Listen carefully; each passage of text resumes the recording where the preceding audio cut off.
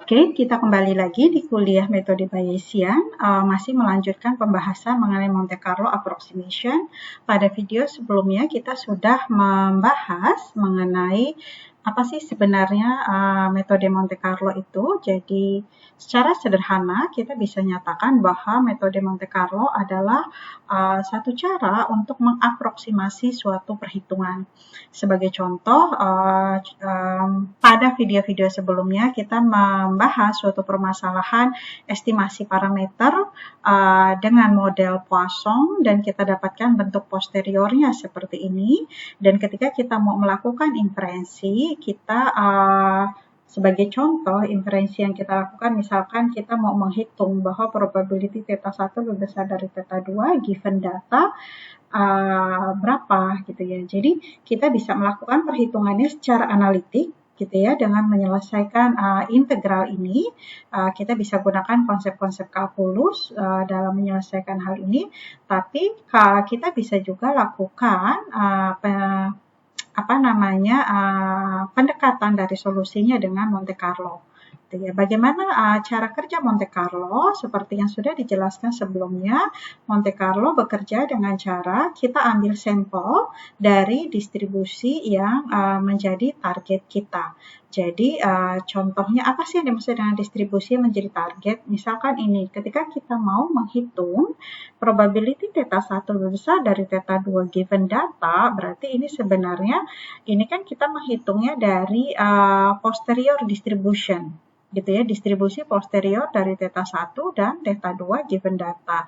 Nah, kalau dengan pendekatan Monte Carlo, maka dia akan minta berikan sampel ukuran tertentu dari distribusi posterior ini, dan kemudian nanti akan dilihat berapa sih proporsi dari theta 1 yang nilainya lebih besar daripada theta 2, gitu ya. Atau mungkin juga untuk perhitungan-perhitungan lainnya. Dan seperti sudah dijelaskan juga sebelumnya bahwa pada metode Monte Carlo kita menggunakan properti dari the law of large numbers yang menyatakan bahwa makin besar ukuran sampel yang kita ambil, dalam hal ini di sini adalah S gitu ya. Makin besar ukuran sampel yang kita ambil, maka aproksimasi dari Monte Carlo akan mendekati nilai yang sesungguhnya.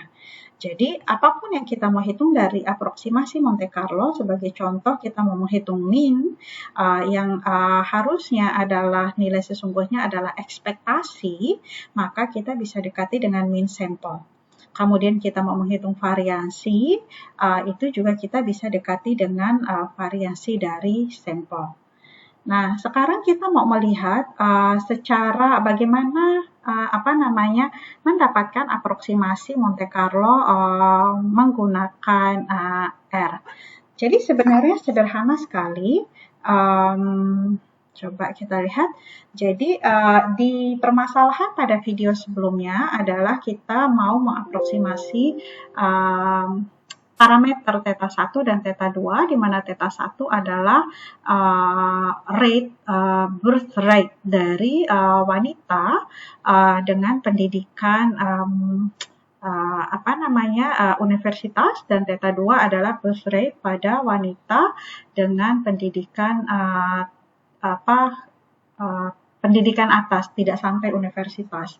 Dan dengan prosedur dari Bayesian, kita modelkan birth rate itu adalah kita tetapkan priornya gamma, kemudian sampling modelnya adalah Poisson, dan kita mendapatkan posteriornya juga adalah gamma. Kenapa bisa seperti itu? Silakan disimak di video kita sebelumnya.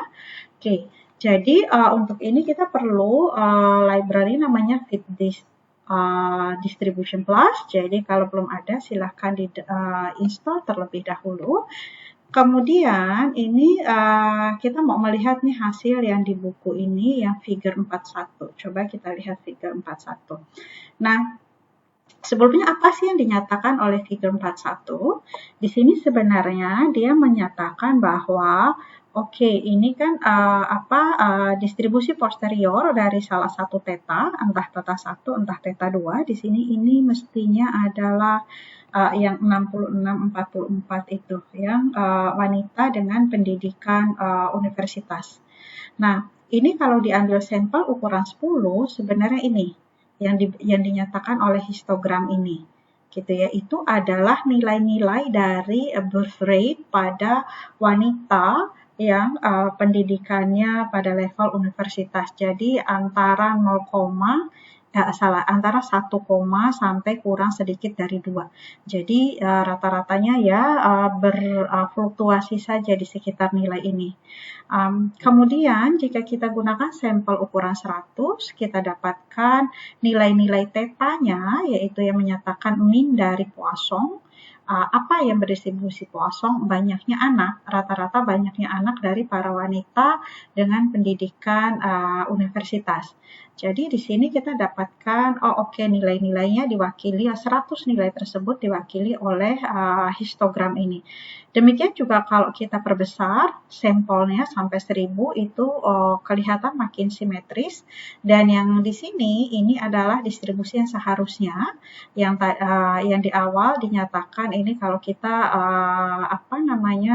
lakukan solusi secara analitis, ini adalah distribusi posterior dari si theta yang menyatakan birth rate dari para wanita dengan pendidikan universitas.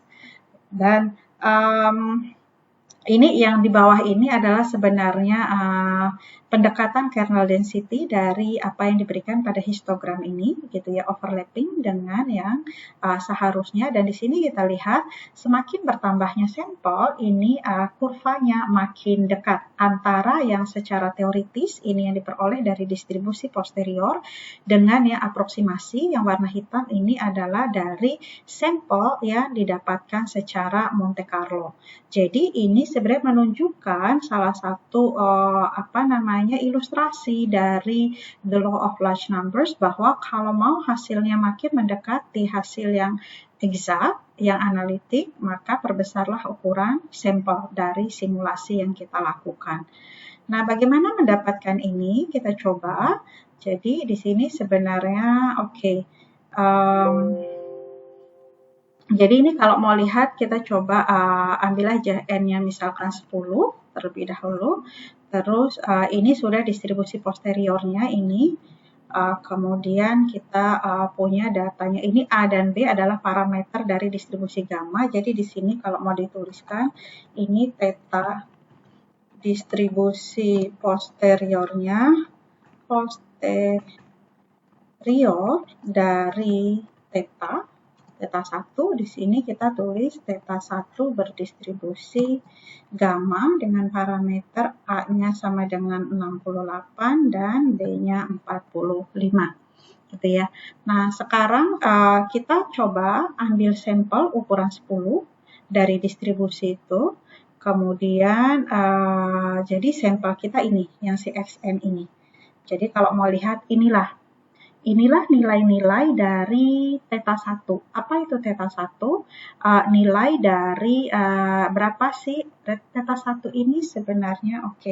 Kalau mau diingatkan kembali, sampling modelnya adalah Y berdistribusi Poisson theta 1, di mana Y ini adalah banyaknya anak dari wanita dengan pendidikan universitas. Jadi di sini dari sampel kita yang ini kita bisa dapatkan, ini adalah sampel yang diambil dari distribusi posterior si XN ini. Jadi ternyata kita bisa dapatkan rata-rata banyaknya anak dari para wanita yang pendidikannya tinggi, yaitu universitas, itu ada yang 1,3, 1,4 dan seterusnya. Jadi rasanya sih antara 1 sampai 2, tapi kelihatannya karena ini kurang dari 1,5, banyak yang kurang dari 1,5, kita bisa nyatakan lebih banyak yang anaknya 1. Ada sih beberapa wanita yang anaknya 2. Gitu. Jadi kalau kita mau buat plotnya seperti ini, gitu ya. Jadi ini tadi histogram dari 10 nilai tersebut, sementara yang merah ini adalah pendekatan distribusinya. Atau sebenarnya ini cara lain, kita bisa melihat QQ plot, kita katakan sampel kita tidak menyimpang dari distribusi yang seharusnya kalau titik-titik ini berada pada garis ya ini good enough lah ya kalau dengan kita ambil cuma sampel ukuran 10 gitu. Nah, ini kalau kita lihat bentuk lain ya. Ini adalah yang secara empiris, ini yang hitam, ini yang diperoleh dari 10 sampel tersebut, sementara yang merah ini adalah yang targetnya, yang seharusnya. Kalau yang ini, apa yang diberikan oleh ini? Oh oke, ini kalau supaya lebih jelas saja, kita hilangkan bentuk histogramnya. Jadi histogramnya sudah diwakili oleh kernel density dari yang hitam ini, kemudian ini yang merah. Jadi kita lihat untuk sampel ukuran 10 kayaknya ya rata-rata mungkin dekat lah ya, tapi sebenarnya sih masih belum terlalu bentuknya belum terlalu mewakili dari apa yang seharusnya. Jadi kalau kita perbesar, kita coba ambil sampel ukuran 100, di sini N-nya saya ganti 100. Di sini kalau mau dilihat seperti apa nilai-nilainya, itu dia. Jadi kita bisa dapatkan cukup bervariasi, gitu ya. Kemudian kalau kita coba plot di sini, ini kita dapatkan seperti ini harusnya. Kemudian kalau lihat kita lihat kiki plotnya maupun ini semua sudah terpusat di garis, atau ini kita dapatkan empirical dan theoreticalnya sudah cukup dekat gitu ya. Jadi yang menyatakan bahwa wah ambil sampel ukuran 100 itu sudah cukup bagi saya rasanya untuk melakukan inferensi mengenai nilai dari theta 1 yang seharusnya gitu. Dan bagaimana melakukan inferensinya? Ya udah saya hitung aja rata-ratanya. Ini yang akan menjadi representasi saya untuk menyatakan oh jadi sebenarnya posterior mean dari theta 1 yaitu rata-rata banyaknya anak yang dimiliki oleh para wanita dengan pendidikan tinggi adalah 1,522 gitu ya. Jadi ya antara 1 sampai 2 lah, banyak yang anaknya 1, banyak lumayan banyak juga yang anaknya 2. Kita bisa nyatakan seperti itu. Oke, atau kalau supaya lebih jelasnya lagi, ini tadi kalau kita hapus histogramnya, kita dapatkan bentuknya seperti ini. Coba kalau sampelnya diperbesar, misalkan saya ambil 10.000, ini kita akan dapatkan hasil seperti ini. Kalau diplot empiris, nah ini sudah jauh lebih berimpit antara empirical dan theoretical. Ini maksudnya tadi di law of large numbers, makin banyak sampel yang kita ambil dari distribusi posterior, maka aproksimasi dari Monte Carlo itu yang diberikan oleh yang garis yang hitam itu akan makin mendekati dari distribusi yang seharusnya. Sehingga apa maknanya yang tadi? Kalau misalkan kita disuruh menghitung, oke, theta 1-nya berapa, atau probability theta 1 lebih besar dari theta 2 berapa. Kita bisa lakukan seperti ini ketika kita tahu distribusi posterior, tapi mungkin ada juga yang tidak suka dengan bentuk matematis ini, lebih suka secara komputasi, maka itulah cara kita melakukannya tadi adalah dengan aproksimasi Monte Carlo. Kita ambil sampel dari distribusi tersebut. Di sini adalah misalkan ini ambil sampelnya 10.000. Kemudian kita hitung nilai-nilai yang kita inginkan dari distribusi tersebut, gitu ya. Nah, kemudian berikutnya apa lagi di sini? Numerical evaluation dari Monte Carlo. Jadi ini akan kita lihat di video selanjutnya.